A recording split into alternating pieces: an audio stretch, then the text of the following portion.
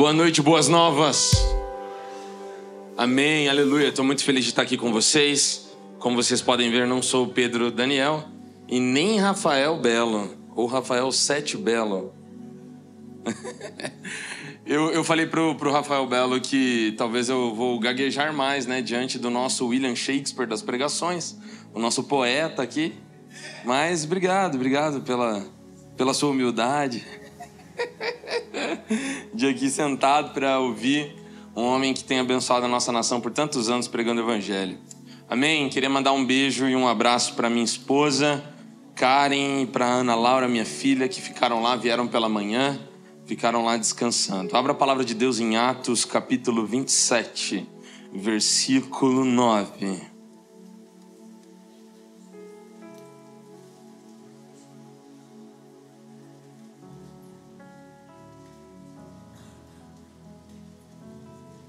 Ó, já veio com aquela trilha sonora, hein? O texto diz assim, em Atos 27, versículo 9. Depois de muito tempo, tem de se tornado a navegação perigosa, e já passado o tempo do dia do jejum. Admoestava-os Paulo, dizendo: Senhores, vejo que a viagem vai ser trabalhosa, com dano, muito prejuízo, não só da carga e do navio, mas também da nossa vida. Mas o centurião dava mais crédito ao piloto e ao mestre do navio do que ao que Paulo dizia. Quantas vezes você disse algo e as pessoas não acreditaram e depois aconteceu o que você disse? Com certeza as esposas me entendem. Eu avisei. Te falei que aquela pessoa era assim. Eu te falei que aquilo ia dar errado. As mães também me entendem. Te deram uma blusa pro filho e falaram: leva a blusa, vai ficar frio. Leva o guarda-chuva que vai chover.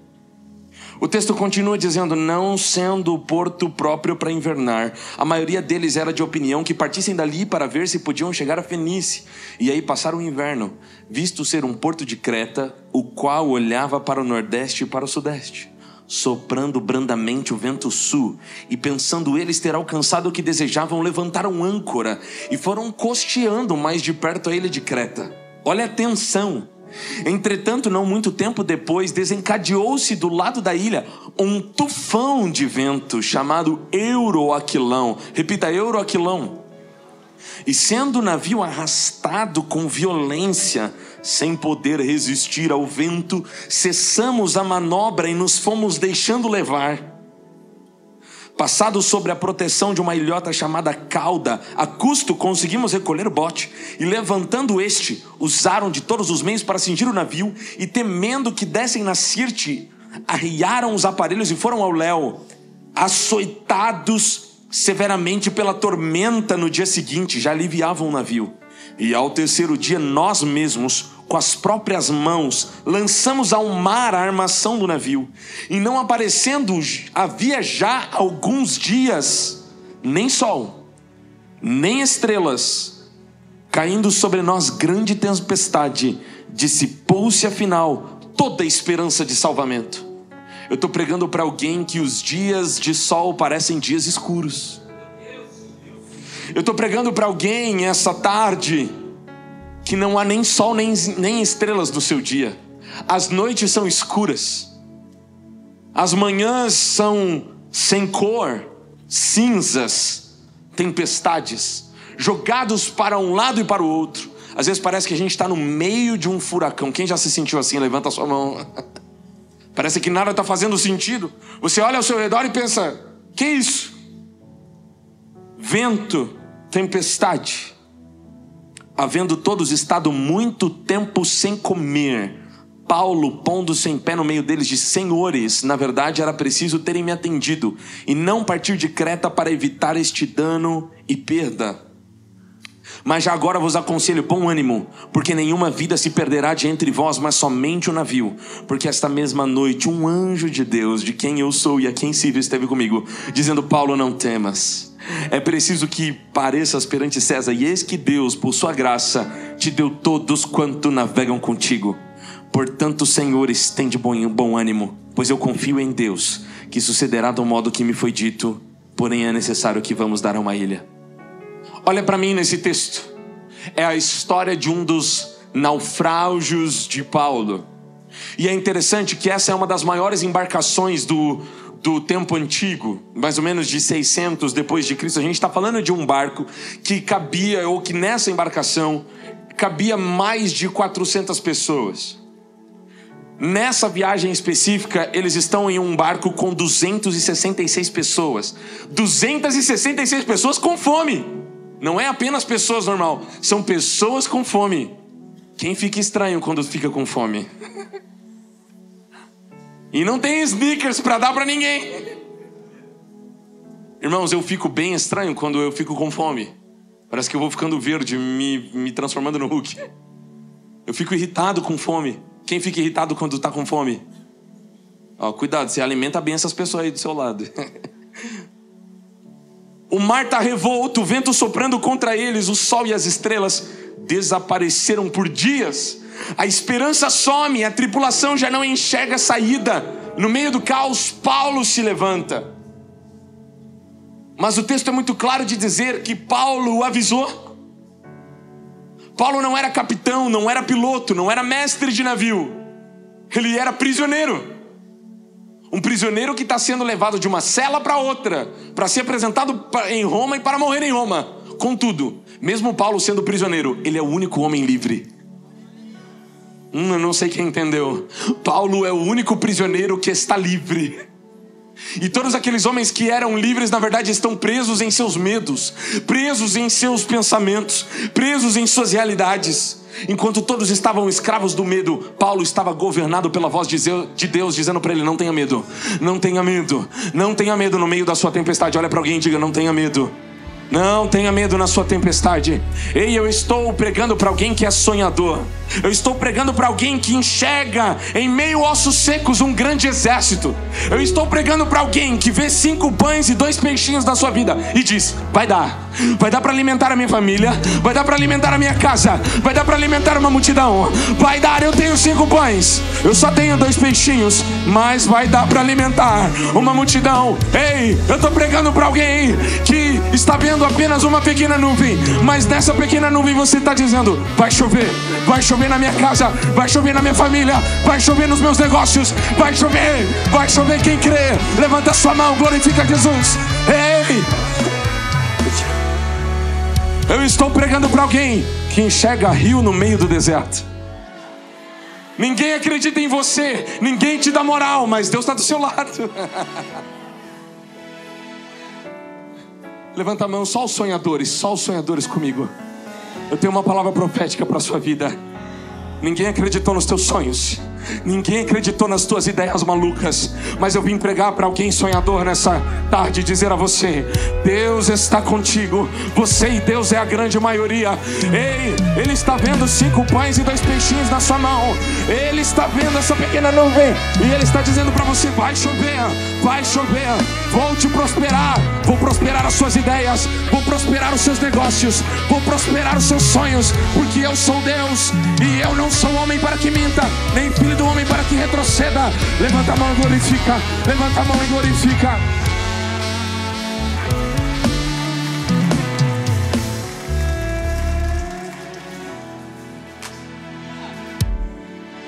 Paulo é o único homem prisioneiro livre, enquanto todos os do barco estão dizendo: acabou, a gente vai morrer no meio desse lugar. O texto diz que eles precisavam lançar toda a carga fora. É agora. Todo o fardo eles precisavam lançar fora. Preste atenção, esse barco era um barco de carga. No pescoço assim, no pescoço mesmo, eu vou ficar enforcado. Presta atenção. A palavra diz que esse era um barco de carga, ou seja, ele carregava trigo, carregava mosto, carregava azeite. Eles levavam as cargas de trigo para o Egito, para Roma, para Creta, para as outras ilhas ao redor. Não só tinha pessoas, como tinha sustento, como tinha fardos.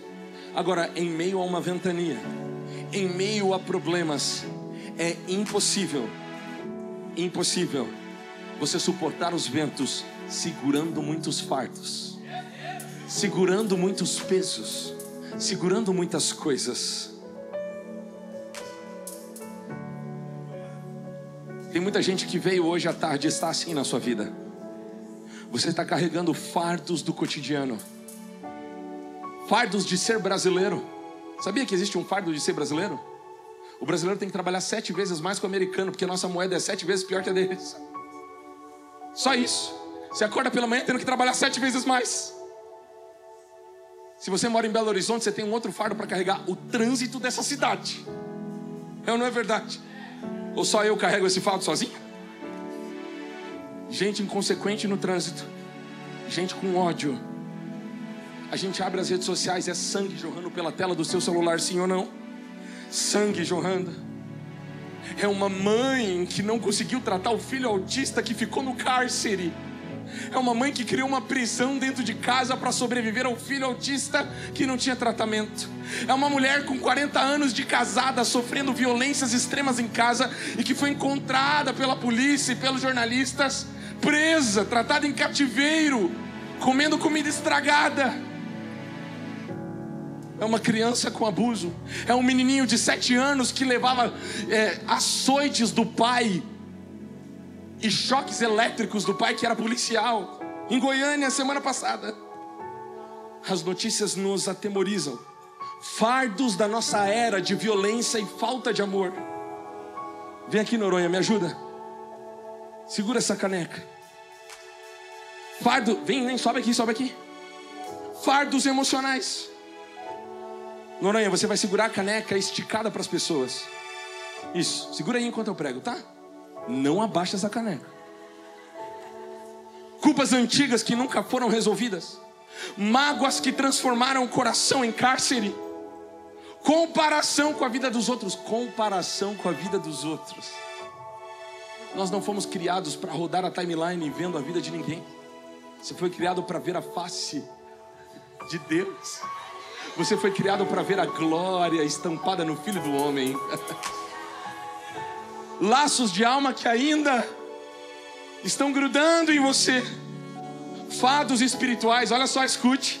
Pecados escondidos que você não encontra liberdade em Cristo, e você vai criando em estimação. Tradições religiosas, medo de se entregar totalmente ao Senhor. Fardos de abusos do passado. Falta de perdão. Você sabia que a falta de perdão corrói os ossos? Você sabia que a falta de perdão causa enxaqueca, fibromialgia? Você sabe que a falta de perdão faz cair os dentes? Comprovado pelos cientistas, a falta de perdão adoece as pessoas. Mas hoje eu tenho uma notícia para você. Você vai deixar todos esses fardos. Noronha, tá mais pesado, sim ou não? Sim. Se eu deixar o Noronha aqui, quanto mais ele segura, mais pesado fica. Agora a pergunta para vocês é: a quantidade de líquido na caneca mudou, sim ou não? Não. O peso da caneca mudou, sim ou não? Mas o tempo que ele segura a caneca faz pesar os seus braços. Tem gente segurando coisas de 2020 que em 2020 era pequeno. Mas você foi segurando. E foi pesando. Tá pesado? Tá pesado. Tá pesado? Tá pesado. Tem gente que precisa largar aquilo que está segurando nas mãos de Deus essa noite. Pode colocar a caneca aqui, pode entregar. Então hoje eu te convido a começar a entregar os seus fardos a Jesus. A começar a entregar, porque Ele diz o seguinte a você: tomai sobre mim o meu jugo que é suave. Tomai sobre mim o meu fardo que é leve. Entregue diante de mim tudo aquilo que te enforca, tudo aquilo que te impede de seguir. Porque eu tenho um milagre para você. Eu vou salvar o seu navio, eu vou salvar a sua família, eu vou salvar os seus negócios, eu vou salvar a sua empresa. Ei, boas novas, tem alguém comigo nessa tarde? Ei, eu vou salvar a tua casa, eu vou salvar a tua casa, eu vou salvar a tua família. Mas entrega para mim, entrega nas minhas mãos. mãos, entrega nas minhas mãos.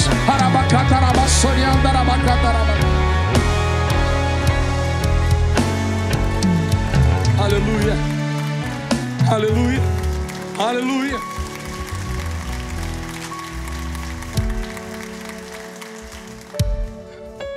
Interessante que um anjo aparece para Paulo e diz para Paulo: não tenha medo. O medo é a maior prisão que a sociedade passa. Medo de não ser reconhecido, medo de fracassar, medo de tentar e dar errado. E se eu fizer e eu fracassar? E se eu testar mais uma vez e não der certo? E se eu fizer isso e Deus não estiver comigo? Medo.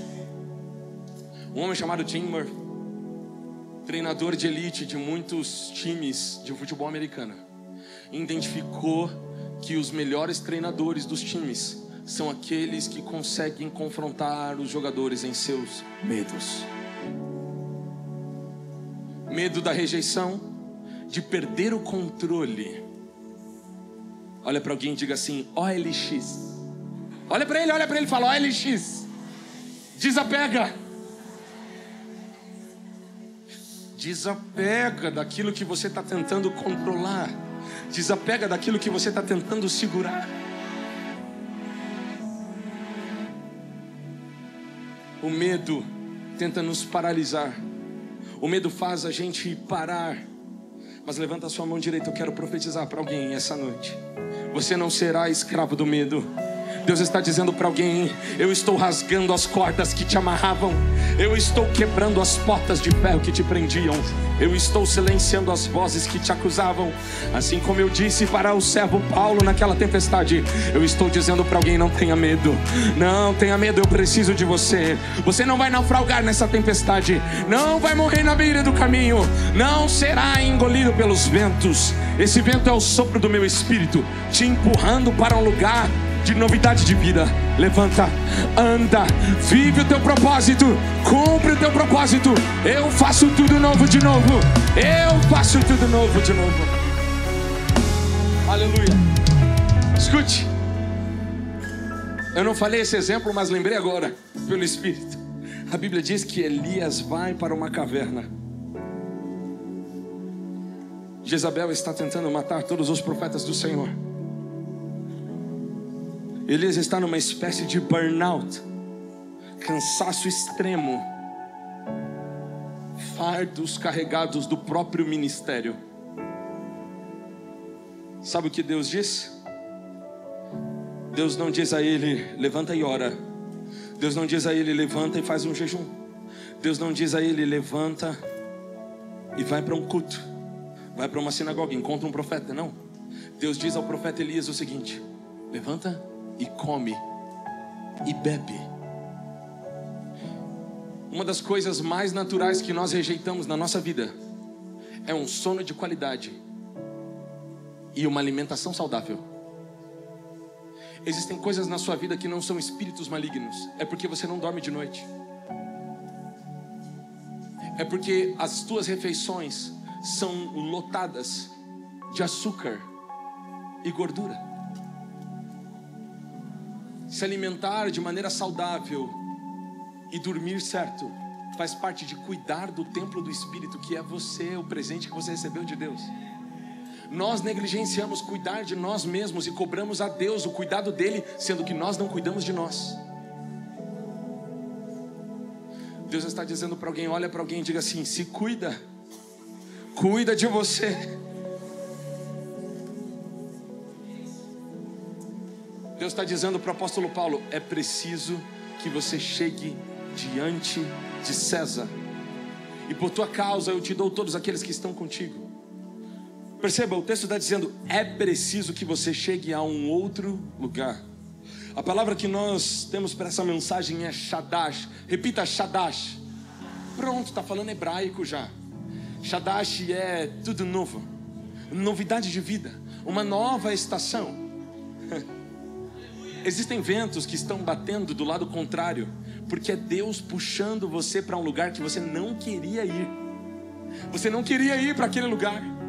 Existem mudanças em nossa vida que exigem mudanças geográficas. Existem um nível de dependência que precisa de gente disposta e corajosa para lutar e se render a Deus. Existem lugares que nós só iremos se Deus soprar os ventos deles. Existem ventos que não são enviados por Satanás, nem demônios, nem espíritos malignos. Existem ventos que é o próprio Deus que envia.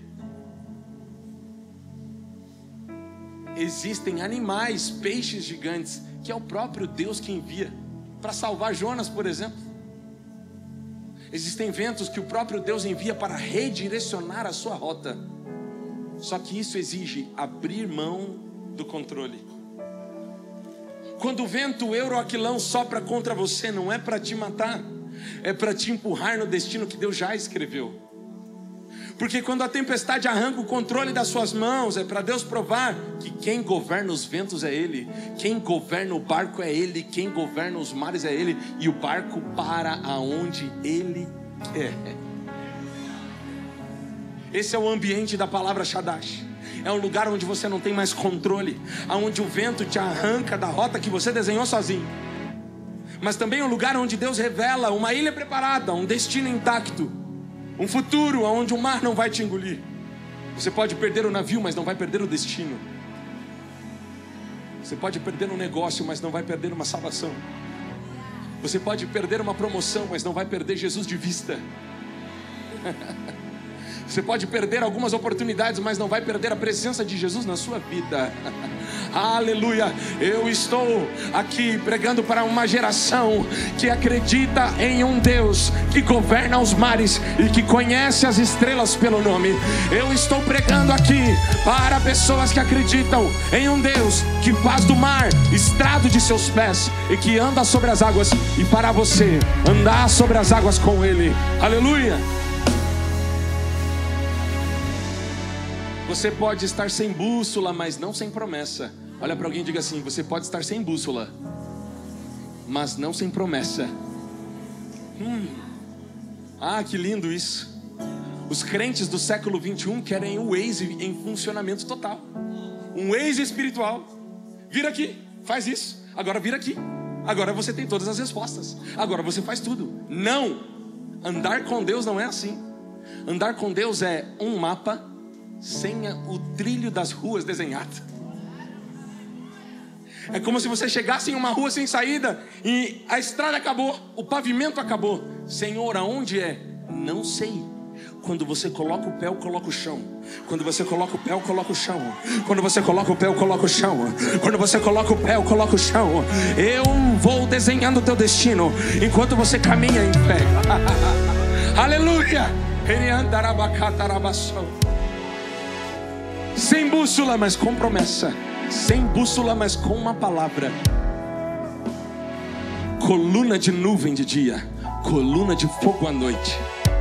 Monta a tenda, desfaz a tenda. Monta a tenda, desfaz a tenda. Foi o que o povo no deserto fez para ser guiado pelo Espírito. Sem bússola, mas com uma promessa. Semana passada eu tive que ir ao médico.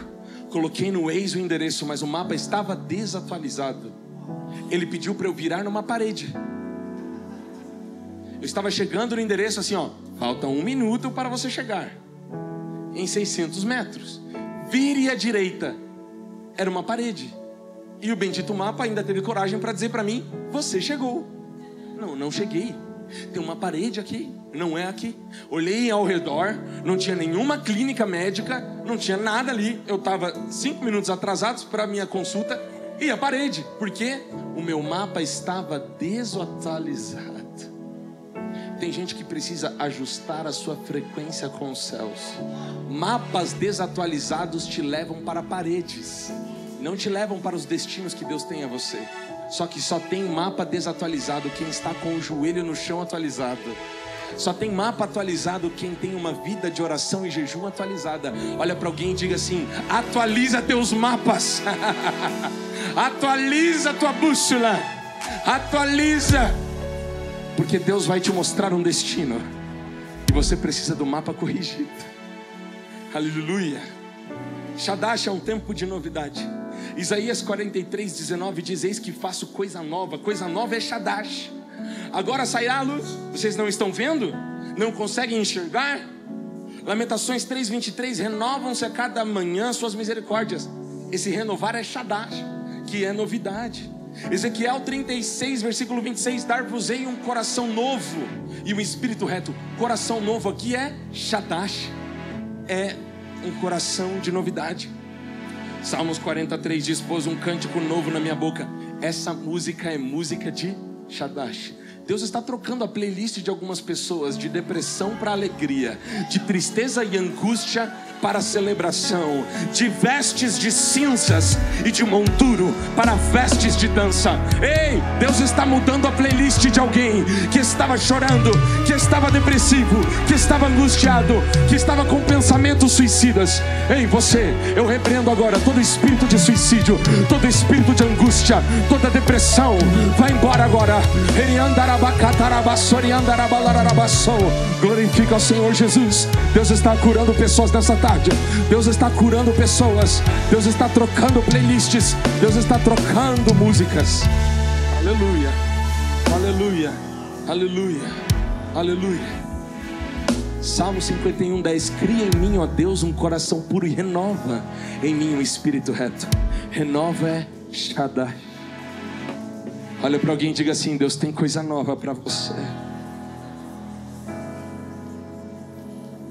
Só que o novo de Deus só está em um ambiente onde você não controla absolutamente nada. Imagina uma vida, um deserto sem vento. Imagina sem parto, sem nascimento. Imagina construir um jardim com plantas falsas que não morrem. São muito bonitas, não precisa regar. Olha que boa notícia, vamos criar jardins artificiais.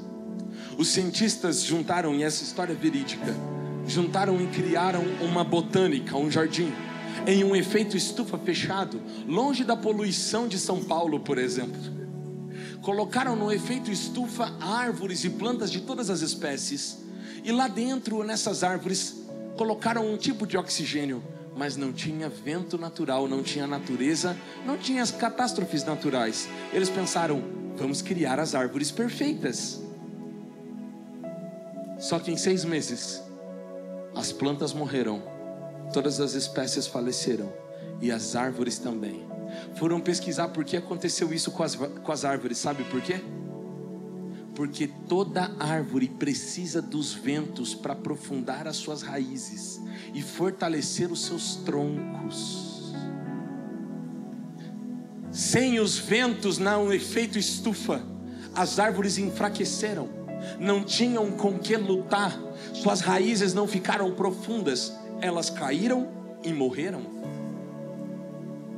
Eu estou falando para alguém que não está entendendo os ventos de Deus. Deus está dizendo para você: eu estou criando raízes mais fundas, eu estou fortalecendo os seus troncos. Enquanto o vento está batendo contra você, eu estou tornando você mais maduro, mais firme, mais forte em Deus. Enquanto você não consegue entender esses ventos, eu estou fortalecendo a sua vida e fazendo você crescer para baixo, crescer embaixo, e fortalecer a sua mentalidade, e fortalecer o seu espírito, e ser cheio do Espírito Santo, e ser mais maduro, e ter raízes mais firmes.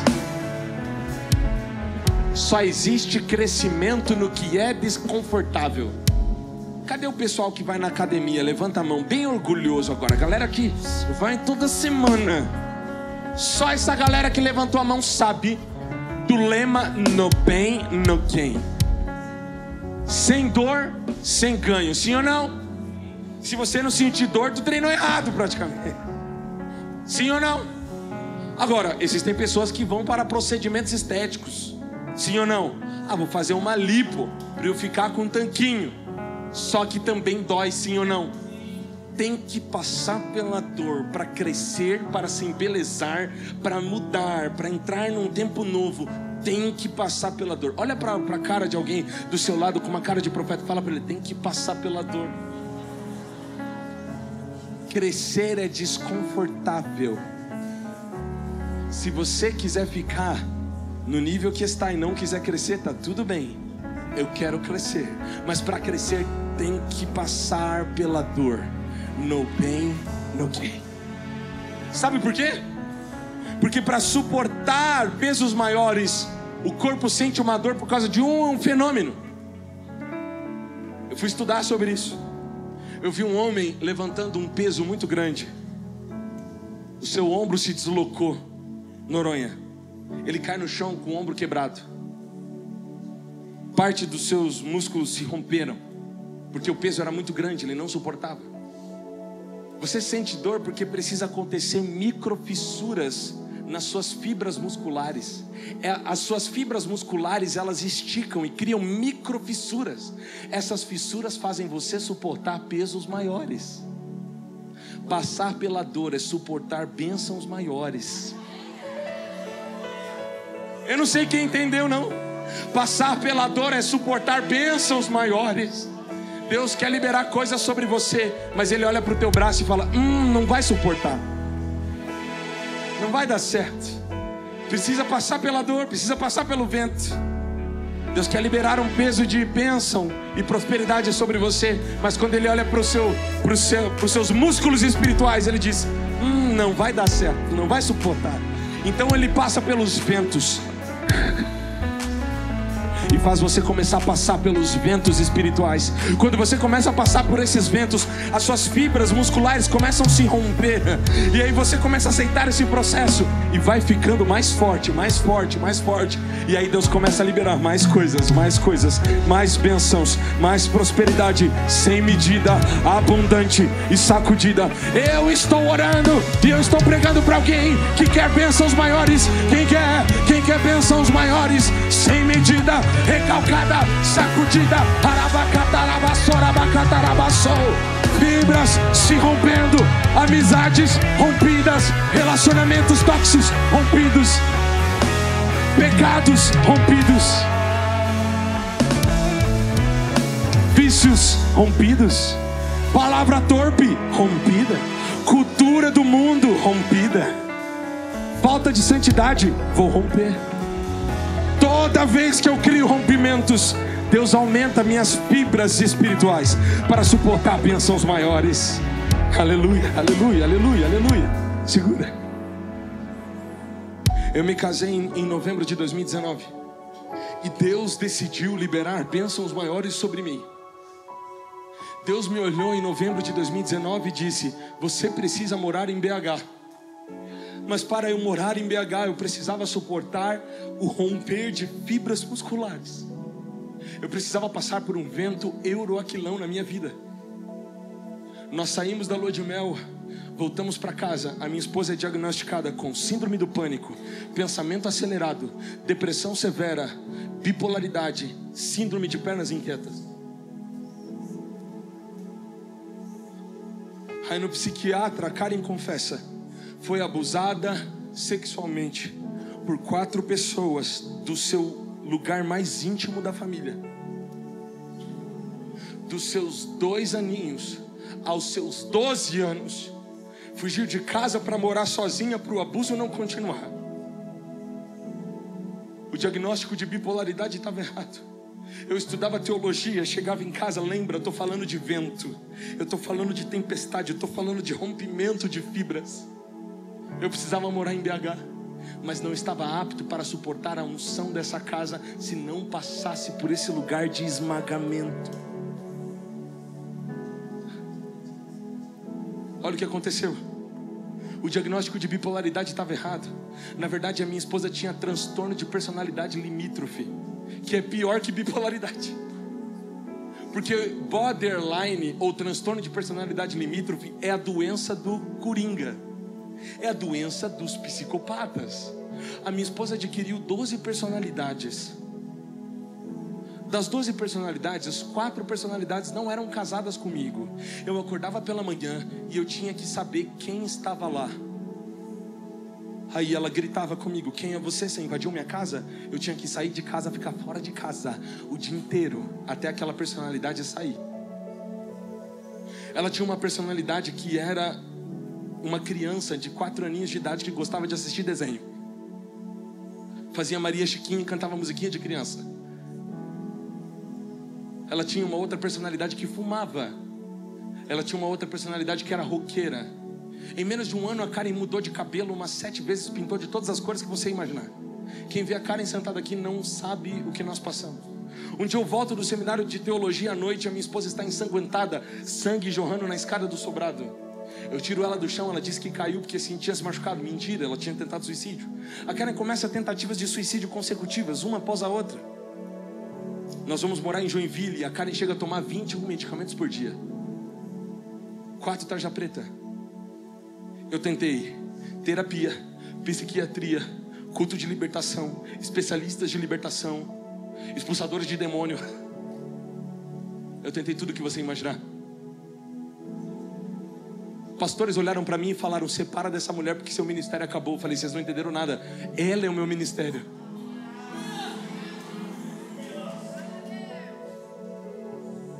Aí eles falaram: para, desiste, coloca ela no manicômio, ela é louca. Os mesmos pastores que acreditavam em cura falaram que não acreditavam na cura da Karen. Abracei a Karen do começo ao fim.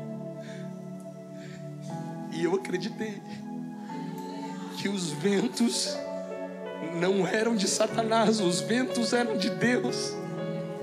E eu disse: se você deseja que eu passe por isso, recém-casado, 1 ano sem relação sexual, porque ela não tinha libido, tomando 21 medicamentos, jogando as coisas em mim, se enforcando, se esfaqueando, tentando tentativa de suicídio, indo para UTI, se jogando na frente de um carro, se jogando de uma montanha, rasgando o corpo, rasgando a jugular, se automutilando, se batendo em mim, se batendo sozinha. Eu olhei e disse: são os ventos de Deus jogando o meu navio para um novo lugar. Existem ventos que você está nomeando por demônios e Satanás. A Bíblia diz: eu envio anjos como ventos.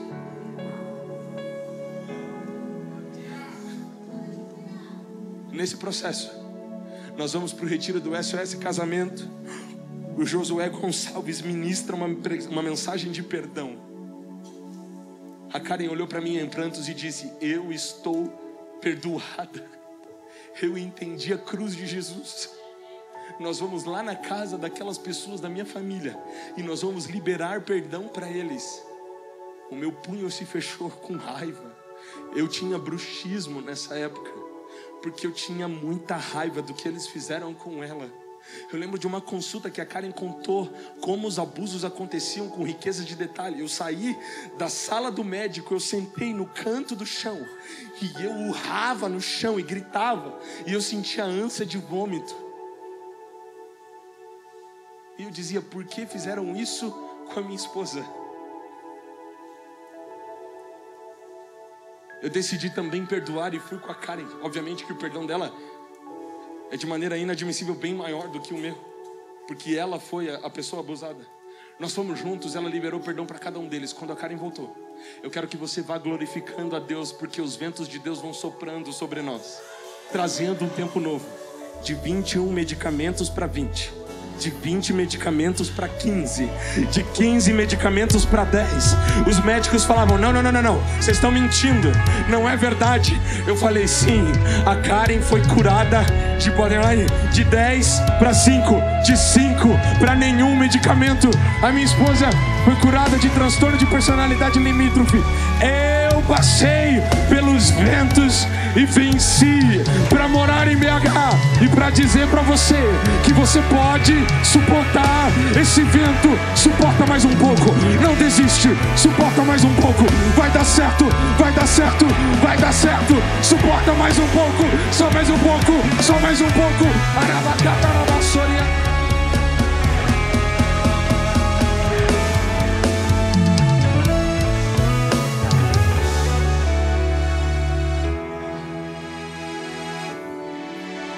Só mais um pouquinho.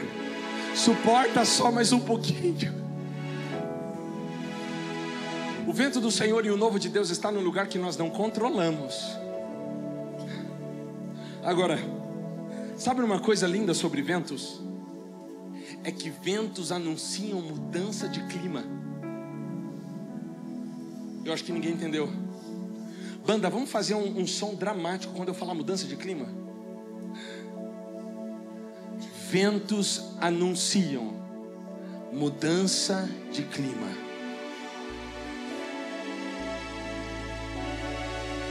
Não. Vem com mais pressão. Ventos anunciam mudança de clima.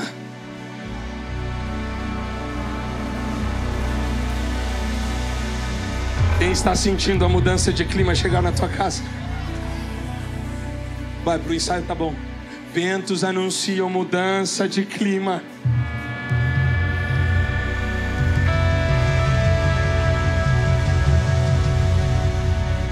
Olha isso. Obrigado. Quando começa uma ventania na tua casa, você já pensa: ai meu Deus, a roupa no varal. Sim ou não? Tem que pegar a roupa, tem que tirar. Por quê? Porque o tempo vai mudar. Eu vim pregar para alguém que está passando, que está no meio do olho do furacão, está dizendo: Deus, quando que isso acaba? Você está no meio do furacão, está dizendo: Deus, quando que isso termina na minha vida? Ei, Ele está dizendo para você: é o anúncio da mudança de clima, é o anúncio da mudança de estação. Eu estou mudando todas as coisas, tudo novo, tudo novo, tudo novo, tudo novo. Levanta a mão e declara sobre a tua casa, sobre a tua família: tudo novo, tudo novo, tudo novo, tudo novo.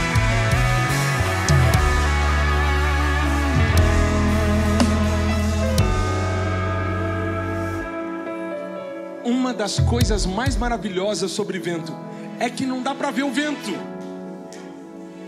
Só você na tua casa sabe do tamanho desse vento. Mas o pastor não vê, o líder da célula não sente, porque é mais interno que externo. Ninguém vê seus ventos, só você sabe os ventos que suportou para chegar aqui. Na verdade, só você sabe os ventos que suportou para vir nesse culto. Ô ventania! Só você sabe os ventos que você sente quando vem os boletos. Shopee, Shine, Mercado Livre. Ô que luta! Você vai ver a quantidade da parcela.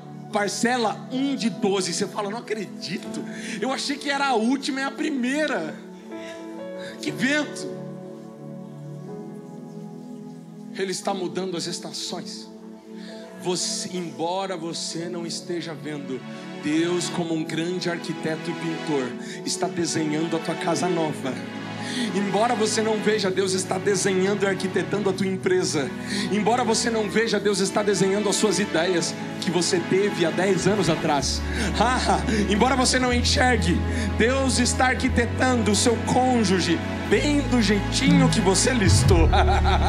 Embora você não enxergue, Deus está desenhando toda a sua expansão dos seus negócios, da sua casa, da sua família. Quem crê, diga aleluia. Viu, Lid? Viu, Lidiana? Deus está desenhando aqui, ó.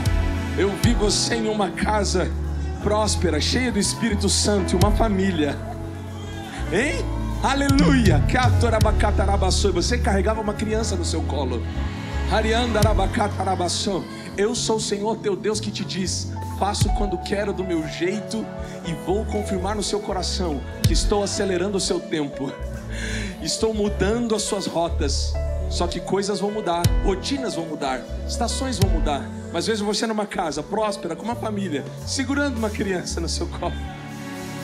Eu não sei se você sonhou com isso um dia, se isso um dia foi um sonho, mas eu vejo Deus concretizando isso na sua casa, na sua família. Aleluia, aleluia. Prisões que nos impedem de vencer. Esses homens estavam aprisionados em várias prisões. Prisões do passado, prisões da culpa, prisões do medo.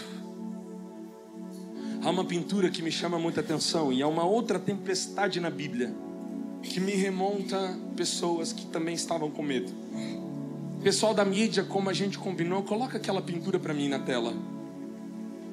Presta atenção nessa imagem.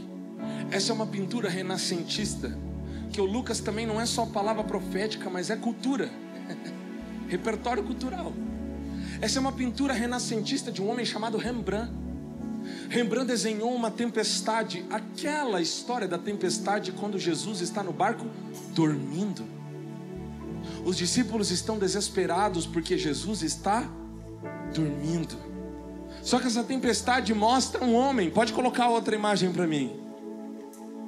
Quando você conta os discípulos, tem um homem a mais. Nessa pintura de Rembrandt, tem um homem olhando para, como se fosse para a tela, como se tivesse uma câmera, e ele está olhando para frente, com a mão na cabeça. Sabe quem é? O próprio pintor Rembrandt. Ele se pintou no quadro, porque ele disse: essa história de tempestade é sobre a minha vida. Essa história de tempestade quando Jesus dorme é sobre mim. Que a minha vida está qual uma tempestade, e eu estou desesperado, e Jesus parece que está dormindo. Olha lá.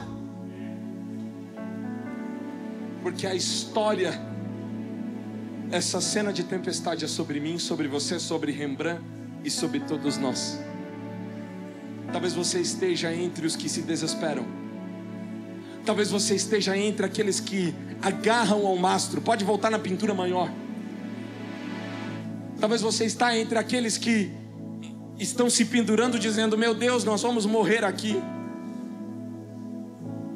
Existem coisas em nossa vida que nos deixam completamente desesperados, sem paz, sem descanso, preocupados, tentando controlar do nosso jeito, trabalhar do nosso jeito, fazer do nosso jeito. Salmo 127 diz: se o Senhor não edificar a casa, em vão trabalham os que edificam. Inútil vos será levantar de madrugada, repousar tarde, comer o pão que penosamente granjeaste. Aos seus amados dá enquanto dorme. É inútil ficar acordado desesperado. Meu Deus, eu não vou conseguir pagar a conta. Deus está dizendo: se você dormir, você vai conseguir pagar. Se você descansar em mim, eu faço por você. Agora, se você quer trabalhar sozinho, Deus está falando: vai sozinho. Você consegue sozinho? Vai você. Você não vai dormir? Então fica trabalhando a noite inteira. Deus está falando para alguém que não está dormindo de noite por causa de preocupação com conta com trabalho. Deus está falando: descansa. Que dia que tu vai descansar em mim? Porque quando você descansa, eu trabalho. Quando você descansa, eu faço. Quando você descansa, eu posso fazer algo. Enquanto nós lutamos para segurar o leme, Jesus está dormindo tranquilo em nosso barco.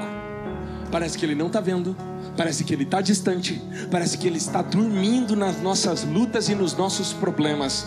Mas olha para alguém e diga assim: só parece. É que só pode descansar nas tempestades quem é dono da chuva. Só pode descansar nas tempestades quem é dono dos mares. Só pode descansar nas tempestades quem é dono das moléculas. Só pode descansar na tempestade aquele que formou a água com as suas próprias mãos, que conhece de matéria-prima e que fez a própria madeira daquele barco. Só pode descansar na tempestade aquele que pode dizer ao mar: se acalme. Só pode descansar no teu barco quem é dono dos ventos. Na verdade, só pode dormir na tempestade quem ficou acordado na vigília da noite orando. Só que a gente inverte. Nas nossas tempestades nós queremos ficar acordados controlando. No momento que deveríamos estar orando e vigiando à noite, nós estamos dormindo. Aí Deus está dizendo: eu te convido para a oração. Tu acorda 3 horas da manhã e fala: meu Deus, que é isso? 3 horas da manhã, vou voltar a dormir. Não, era o Espírito Santo te chamando para orar. Mas tu voltou a dormir. Nós ficamos acordados nas tempestades quando deveríamos estar dormindo. E nós dormimos quando deveríamos estar vigiando, orando. Enquanto você vê perigo, Deus está vendo uma oportunidade. Na verdade, Jesus está esperando a impossibilidade surgir. Porque a matéria do agir de Jesus é a impossibilidade.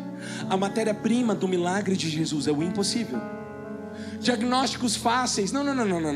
Dá para dar comprimido? Resolve com dipirona? Tá bom. Pode fazer do seu jeito. Isso aí é um problema pequeno? Você consegue resolver? Consegue controlar? Não, Deus está esperando as causas impossíveis. Você olha e fala, não posso. Deus esperando, ou melhor, Jesus esperando Lázaro morrer. Os amigos de Jesus falando, por que demorou? Podia vir antes, podia dar vida antes, estava vivo. Jesus falou, mas com vida vocês iam poder levar em outro médico. Quando é morto, só eu posso fazer. Então tem gente aqui que já colocou a empresa no túmulo. Tem gente aqui que colocou sonhos no túmulo. Tem gente aqui que enterrou sonhos. Tem gente aqui que já enterrou o cônjuge no túmulo. Ele está vivo do teu lado, mas já está enterrado no teu coração lá. Tem gente que está aqui que já enterrou projetos familiares, recursos, família no túmulo. Aí Deus está dizendo assim, agora eu posso agir. Você vai deixar no túmulo? Agora eu posso ressuscitar. Tem alguém comigo nessa tarde? Tem alguém vivo, boas novas? Tem alguém vivo nessa Belo Horizonte? Deus está olhando para os seus túmulos e dizendo, eu vou ressuscitar. Deus está olhando para os seus exércitos de ossos secos, está dizendo, eu vou ressuscitar, eu vou dar vida, eu vou construir algo novo, eu vou trazer novidade de vida. Aleluia, aleluia. Fique de pé no seu lugar.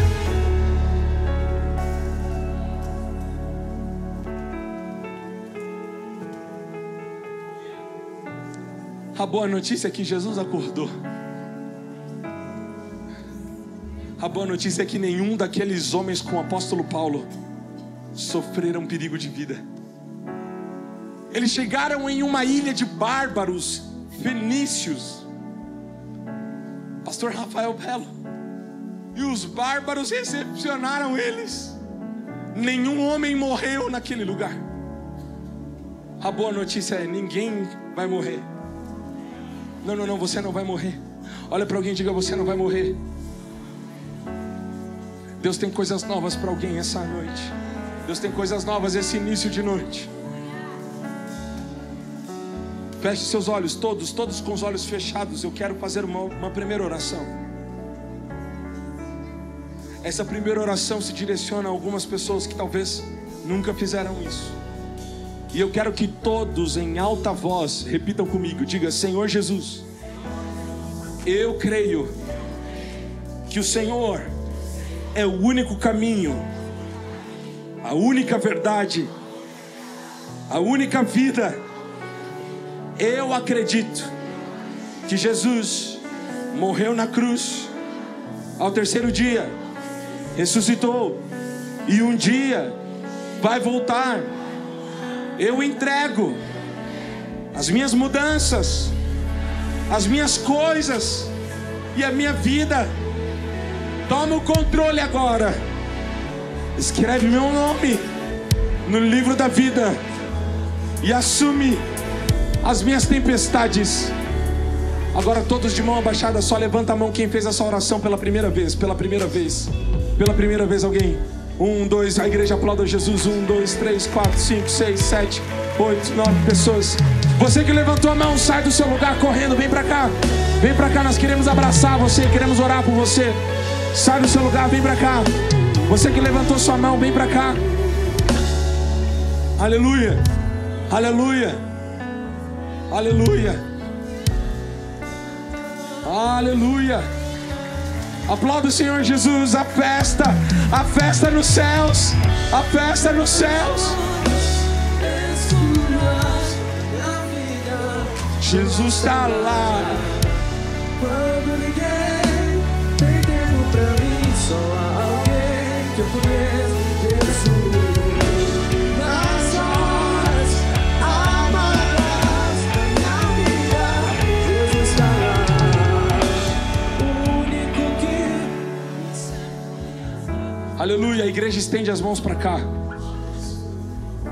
Toda a opressão, todos os demônios que lutavam contra essas famílias, essas pessoas, seja eliminado de uma vez por todas. Que Deus possa reverter os quadros do Montura e Novidade de Vida. Nós dizemos boas-vindas a essas pessoas. Que o Senhor faça novidade de vida em cada um deles. que eles possam ser cheios do Espírito Santo, entrar numa célula, serem discipulados, serem cuidados pela nossa casa, que eles encontrem aqui amizades verdadeiras e genuínas, uma família para serem cuidados, em nome de Jesus, que eles sejam constantes e firmes do Senhor, em nome de Jesus, em nome de Jesus. Moça, olha para mim, eu via você como uma coluna emocional e espiritual na sua casa. Eu não sei quais foram as pressões e os pesos que você tem carregado para suportar todas essas coisas na sua casa. Mas Jesus te escolheu desde o ventre da sua mãe. Ele te protege da morte, te protege do mal. E Ele diz o seguinte: você será uma grande líder. Tudo que você suportou até agora, muitas coisas você não entendeu, mas é para te fazer a mulher de Deus, que vai viajar vários lugares compartilhando essa história e a história de Jesus. Ele te dá dons, te enche da presença dEle e faz você florescer. Suporta com força e paciência, com força e com paciência. Ele vai abrir uma janela que você não consegue ver, mas Ele vai abrir e você vai conseguir respirar. Às vezes é como se você estivesse na sua casa e é sufocante. Às vezes até a respiração é sufocante. É ou não é verdade? Estou mentindo? É verdade? É verdade.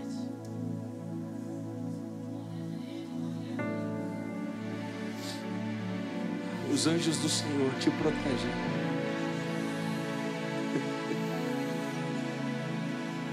A igreja estende as mãos para essa moça aqui. Como que é seu nome? Maria Eduarda. A Maria Eduarda está segurando um fardo muito pesado para a idade dela. Mas Jesus está agora sendo segurança. Segurança, segurança, segurança, conforto, abrigo.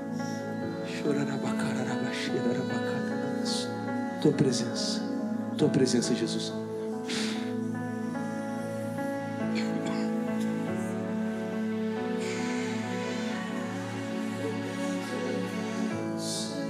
Os anjos estão aqui.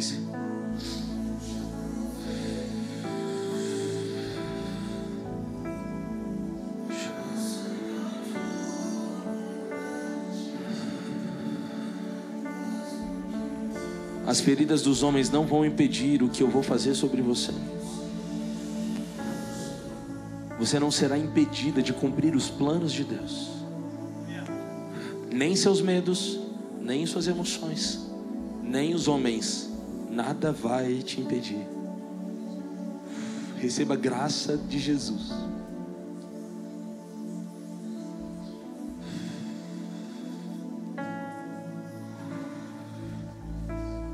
Aleluia. Escutem, vocês que vieram à frente, a consolidação vai explicar esse momento para vocês. É uma coisa muito rápida. A gente quer acolher vocês, cuidar de vocês, oferecer amizade, orar por vocês durante a semana. Então eu queria pedir para que vocês sejam conduzidos com a consolidação. Eles vão levar vocês ali, sim, vão levar vocês ali numa sala. É uma coisa bem rápida. O culto vai terminar e vocês vão estar liberados. É bem rapidinho, 5 minutinhos. Se vocês puderem ir ali e caminhar com eles, vai ser muito bom para vocês. Eu quero fazer um segundo convite. Um convite àqueles que já são cristãos, mas estão passando por tempestades grandes em vida. Você já é cristão, já caminha com Jesus há muito tempo, mas os ventos já sopraram na sua casa de um jeito inimaginável. E essa mensagem de alguma forma mexeu com você. Eu quero que você saia do seu lugar com coragem e venha à frente agora. Eu tenho uma palavra ao seu coração. Eu tenho uma oração, eu tenho um refrigério aqui. Na verdade, não é eu, é Jesus que tem um refrigério nesse altar. A fonte de águas vivas. A Bíblia diz: vinde a mim, vós que estáis cansados, sobrecarregados, e eu vos darei descanso para as vossas almas.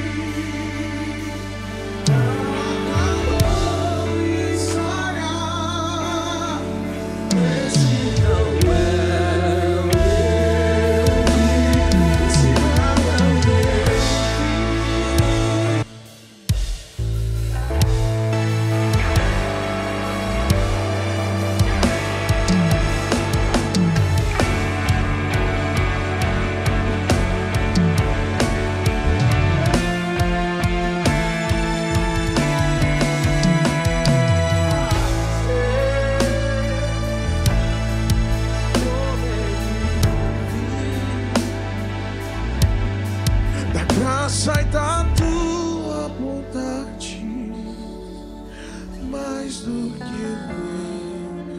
eu. Seu nome?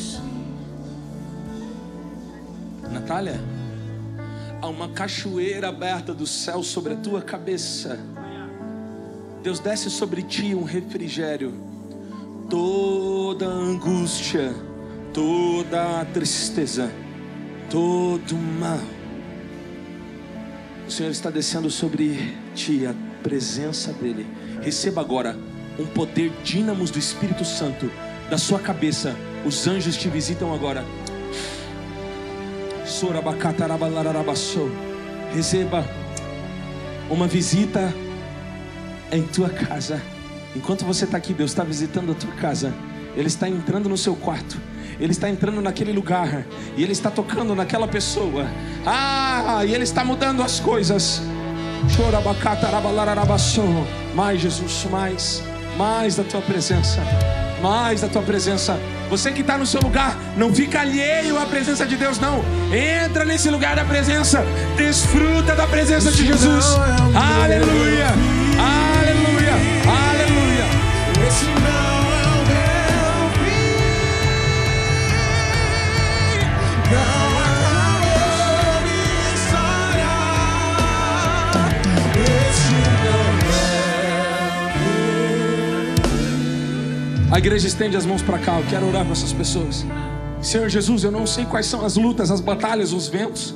Eu não sei, Senhor, quais são os barcos, as impossibilidades, mas o Senhor é o Deus que usa como matéria-prima do milagre as impossibilidades. E eu sei que o Senhor está pegando cada uma dessas situações sem resposta, sem pessoas, sem ajuda, e trazendo multiplicação de recurso, de amizades novas, de tempo novo, de novas estações. Eu profetizo sobre a vida de cada pessoa aqui na frente: primavera no meio do inverno, novas estações, coisas novas acontecendo e surgindo. Senhor, muda do monturo para alegria, vestes de cinza e agora vestes de louvor, que eles possam dançar em tua presença e se alegrarem no Senhor, em nome de Jesus, em nome de Jesus. Volte ao seu lugar celebrando a Jesus, celebrando a vitória do teu milagre, em nome de Jesus, em nome de Jesus, em nome de Jesus. A igreja toda em amor, que entendeu os ventos, coloca a sua mão na posição de receber. Que a graça do nosso Senhor Jesus, o mestre do nosso barco, o capitão do nosso destino, e o Espírito Santo, consolador das nossas almas, seja com cada um de vocês que se submetem aos ventos do Espírito para viverem novidade de vida.